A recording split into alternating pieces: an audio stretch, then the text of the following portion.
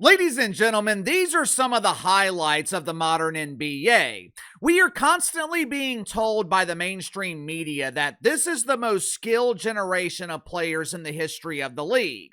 These are the most gifted. These are the most talented players that we have ever seen. And to be honest with you, this is one of those rare instances where the media isn't lying to us. The NBA as a league has evolved. The league has changed. This generation of players, they are highly skilled. The NBA as a league is incredibly polished.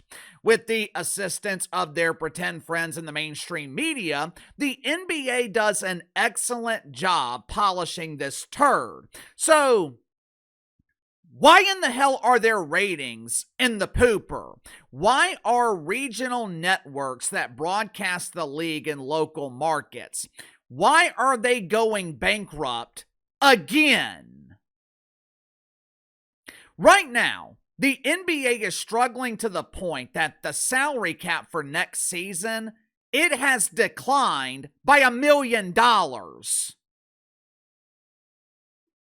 To my knowledge, there's only one logical reason for a salary cap decline. It means your revenue has declined. Correct me if I'm wrong here. Didn't the NBA just sign a new broadcast deal with the networks worth billions of dollars every year? Didn't Adam Swindler just extort the networks out of billions of dollars for this incredibly bad product that rarely or maybe even never delivers during the regular season? If I remember correctly, NBC was projecting to lose hundreds of millions of dollars because of their new broadcast deal with the NBA. But that shouldn't affect the league. They are getting their money whether they draw an audience or not. So, how in the hell is the salary cap declining by $1 million next season? You know, in most cases, decline is a gradual process. The NHL experienced a rapid decline in the mid-2000s, but that was because they went on strike and decided to cancel an entire season. But in most cases, that's just not how it works. The decline is a gradual process that happens slowly over many years. Take MTV, for example. MTV has never been more irrelevant than it is today. For Gen Xers and millennials, MTV was literally the voice of our generations. It set trends. Stars on MTV, they were the original influencers. But if you look at the decline of the network, it didn't happen overnight. It happened with a series of bad decisions over 10 to 15 years. They canceled TRL. They eliminated MTV News. They stopped producing shows like The Real World, Road Rules. To make matters worse, they replaced those legendary shows with 24-hour reruns of ridiculousness. This network went from averaging millions of viewers. Hell, there was a point when Jersey Shore was pulling 7, 8, 9 million viewers. MTV went from averaging millions of viewers to struggling to hit 300,000. If you look at the NBA, their decline is kind of similar to the decline of MTV. Matter of fact, they both declined during the same period. Contrary to the belief of the mainstream media, the NBA is nowhere near as culturally relevant as they were 15 or 20 years ago. The only thing keeping this league in the mainstream is the mainstream media. I don't know about you guys, but in my day-to-day life, no one is talking about the NBA. We talk about the NFL. We talk about college football. Hell, when we're on the golf course, we'll talk about the PGA. But none of my friends who follow sports, they're not ever talking about the NBA. So how did we get here? How did we get to the point where a league with a television package worth $76 billion is having to lower their salary cap by $1 million next year, which means NBA players will be making less money? I think it's because the NBA made the monumental mistake of neglecting local markets. The NBA has conditioned their fan base to follow players instead of following teams, which means the NBA has essentially conditioned their fan base to lack loyalty to their product. Make sure to like and subscribe. You can follow me on Twitter at KC_BTL84. Link to the second channel is in the description below. Today on the second channel, going to be talking about an embarrassing moment on ESPN from last weekend. The supposed home of women's basketball has two announcers who were clearly not paying attention to women's basketball, even though they were sitting courtside calling the game on national television. It was a legendary botch. So if you haven't already, click the link in the description below, subscribe to the second channel. Headline at Outkick. March Madness ratings show Americans love basketball, but not the NBA. I don't think this is entirely accurate. I don't think this is a fair comparison. For starters, the basketball isn't the main draw in March Madness. The tournament is the draw. If college basketball were the draw, they would be setting records during the regular season. Now, their ratings were up this season, but college basketball isn't as mainstream. It's not as big as it was 10, 15, 20 years ago. This would be like comparing the Masters to the NBA. The Masters is a major draw every year, but the following weekend, no one is watching the PGA. Now, that being said, Outkick is right. America is not in love with the NBA. A couple of weeks ago, I told you guys that Major League Baseball had surpassed the NBA as the second most popular league in America. Now, some of you guys disagreed with me, but the numbers don't lie. Baseball has surpassed the league nationally, but the reason they were able to do that is because Major League Baseball, they started at the local level. Think about the career trajectory of a music artist. I don't know if this is how it's done today, but this is how it used to work when artists were actual artists. They had actual talent.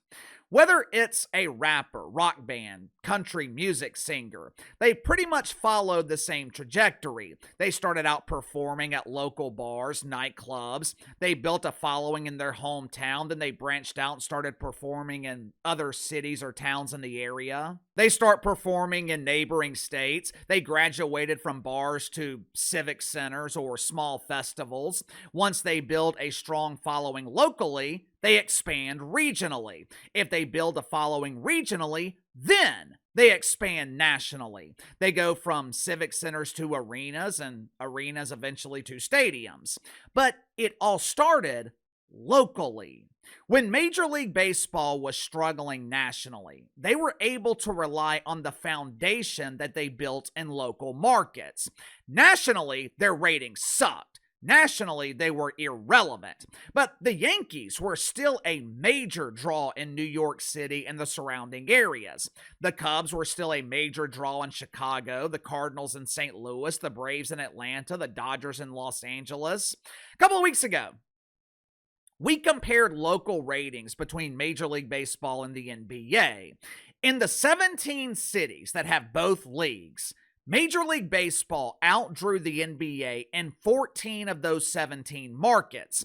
Then they wonder why their regional networks are going bankrupt. First, it was Fox Sports and their regional networks. Now, Main Street Sports, which owns the local broadcast rights for damn near half the league, next month, they will cease to exist.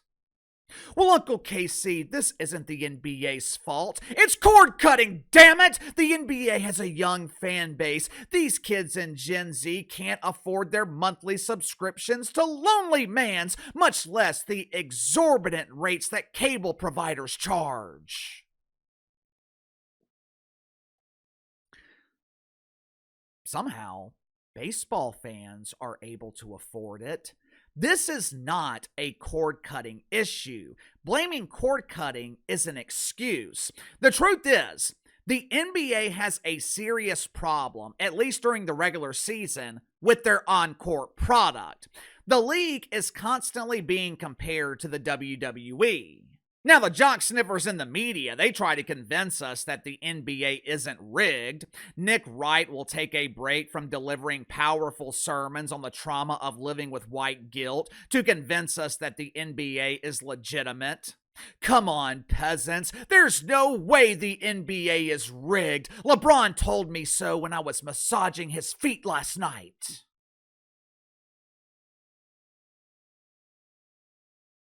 You can believe what you want, but I find it unfathomable that the Mavs traded Luka Doncic to the Lakers last year, and somehow they land Cooper Flagg with the number 1 pick in the draft 3 or 4 months later.